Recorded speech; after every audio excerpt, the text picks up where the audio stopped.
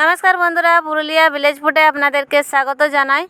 তো এই দেখুন, অনেকগুলো আমি আমাদের বাগান থেকে কুমড়ো শাক তুলে নিয়ে চলে এসেছি, আর একদম তাজা আছে আর একদম কচি কচি আছে।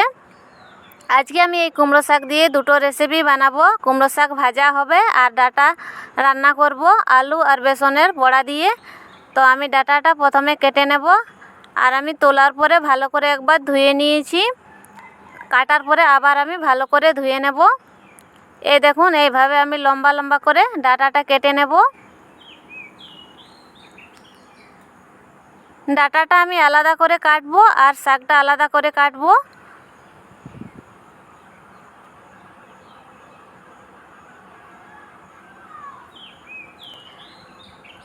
ডাঁটা তরকারি বানানোর জন্য এইভাবে কচি কচি ডাঁটা নিলে খুব ভালো লাগে, আর ডাঁটাটা বুড়ো হয়ে গেলে ভালো লাগে না।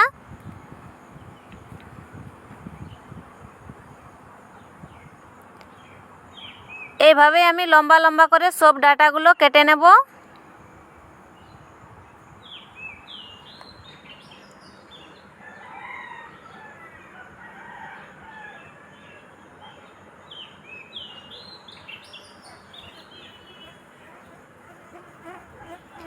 ডাঁটাটা কাটা হয়ে গেছে আর শাকটাও কেটে নিয়েছি। আমি শাকটা একদম কুচি কুচি করে কেটে নিয়েছি। এবারে ভালো করে পরিষ্কার করে আবার ধুয়ে নেব।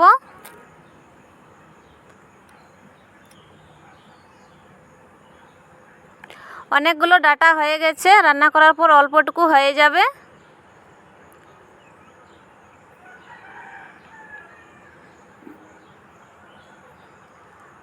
আর একটা বাটিতে অল্প নিয়েছি বেসন। আজকে বেসনের বড়া দিয়ে ডাঁটাটা রান্না করব।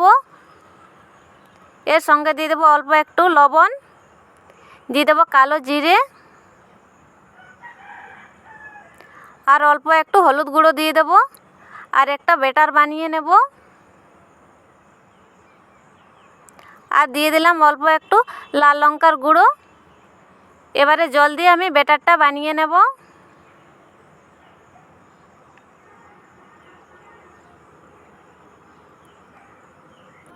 ব্যাটারটা আমি বানিয়ে নিয়েছি, এবারে আমি বড়াগুলো বানিয়ে নেব। কড়াই গরম হয়ে গেছে, দিয়ে দিলাম তেল। তেলটা ভালো করে গরম করে নেব।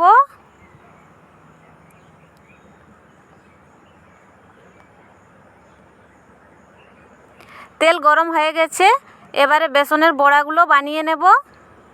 এইভাবে ছোট ছোট করে কড়াইয়ের মধ্যে দিয়ে দেব।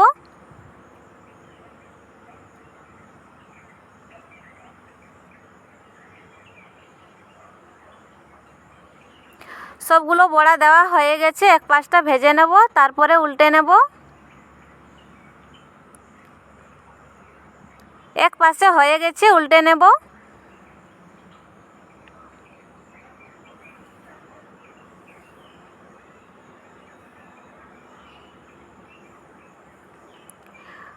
উল্টে পাল্টে লাল করে ভেজে নেব, তারপর নামিয়ে নেব।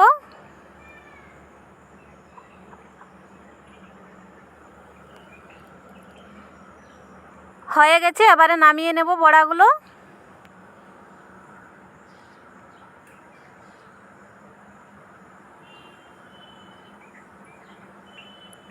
বড়া ভাজা হয়ে গেছে, অল্প একটু তেল রয়ে গেছে। ওই তেলের মধ্যে আবার একটু তেল দিয়ে দিলাম। তেলটা গরম হয়ে গেছে, দিয়ে দেবো কেটে ধুয়ে রাখা আলু।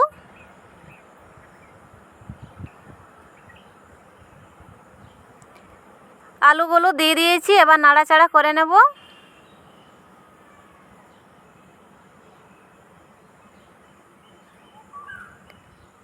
খানিকক্ষণ নাড়াচাড়া করে নিয়েছি, এবারে দিয়ে দেবো ধুয়ে কেটে রাখা ডাঁটা।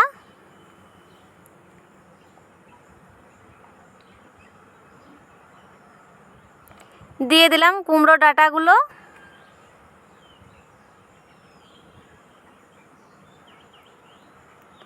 আবার ভালো করে নাড়াচাড়া করে নেব, তারপরে লবণ দিয়ে দেব।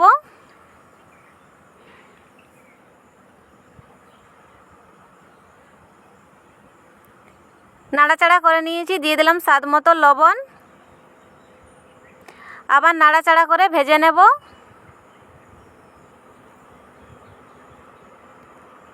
এবারে দিয়ে দেবো হলুদ গুঁড়ো, দিয়ে দিলাম হাফ চামচ পরিমাণ হলুদ গুঁড়ো, এর সঙ্গে দিয়ে দেব ধনে গুঁড়ো। একটু জল দিয়ে মশলাটা কষে নেব।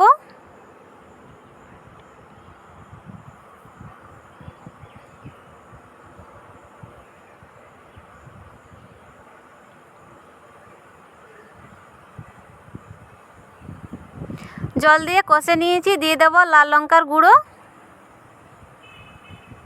আবার একটু কষে নেব, তারপরে জল দিয়ে দেব।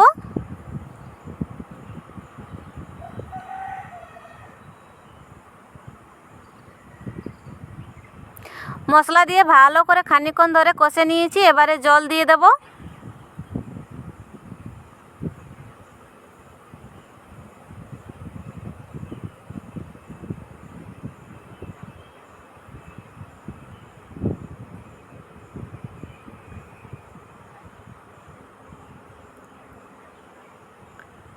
জল দিয়ে দিলাম, আবার নাড়াচাড়া করে নেব আর চাপা দিয়ে 5 মিনিট সেদ্ধ করে নেব, তাহলে ডাঁটা আর আলু ভালো করে সেদ্ধ হয়ে যাবে।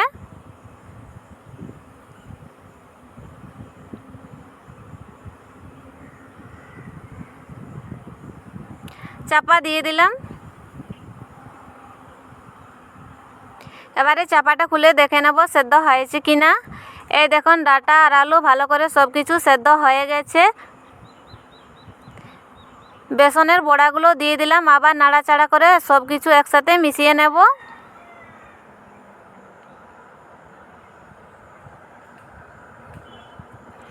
মিশিয়ে নিয়েছি, এবার ফোড়ন দেওয়ার জন্য এটা নামিয়ে নেব। আমি নামিয়ে নিয়েছি আর ওই কড়াইয়ের মধ্যে অল্প একটু তেল দিয়ে দিলাম।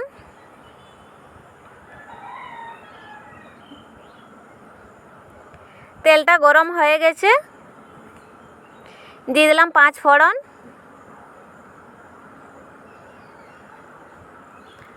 আর কয়েক টুকরো শুকনো লঙ্কা দিয়ে দিলাম।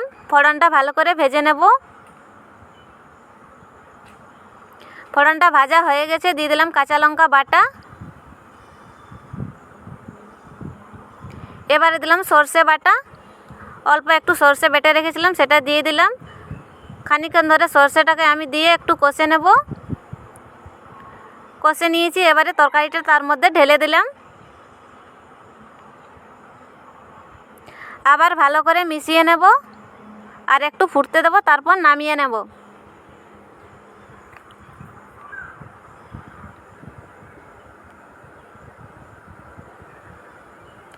এই দেখুন ফুটে গেছে, এবারে আমি নামিয়ে নেব। নামিয়ে নিয়েছি আর কড়াইটা পরিষ্কার করে নিয়েছি। এই কড়াইয়ের মধ্যে এবারে আমি কুমড়োর শাক ভাজবো, তো দিয়ে দিলাম সরষের তেল। তেলটা ভালো করে গরম করে নেব।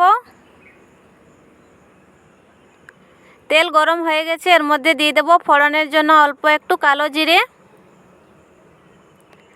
আর দিয়ে দেব কাঁচা লঙ্কা। এখানে আমি কয়েকটা কাঁচা লঙ্কা নিয়েছি, চিড়ে নিয়েছি, সেটা দিয়ে দিলাম। ফোড়নটা ভেজে নেব। ফোড়নটা ভাজা হয়ে গেছে, ধুয়ে কেটে রাখা শাকগুলো দিয়ে দিলাম। এবারে শাকটা নাড়াচাড়া করে নেব, তারপরে দিয়ে দেব লবণ।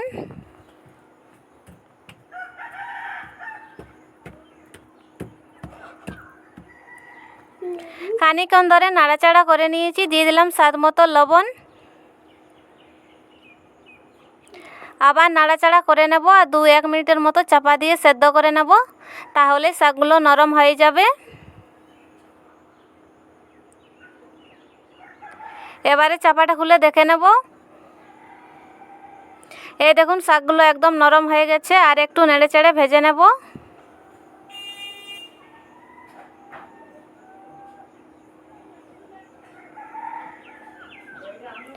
এই দেখুন শাক ভাজা হয়ে গেছে, এবার আমি নামিয়ে নেব।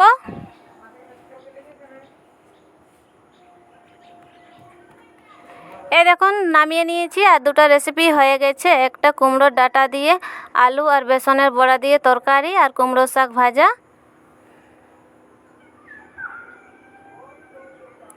বন্ধুরা, আমার ভিডিওটি ভালো লাগলে লাইক করবেন, শেয়ার করবেন, আমার চ্যানেলটা সাবস্ক্রাইব করবেন। দেখা হবে অন্য কোনো ভিডিওতে। ভালো থাকবেন।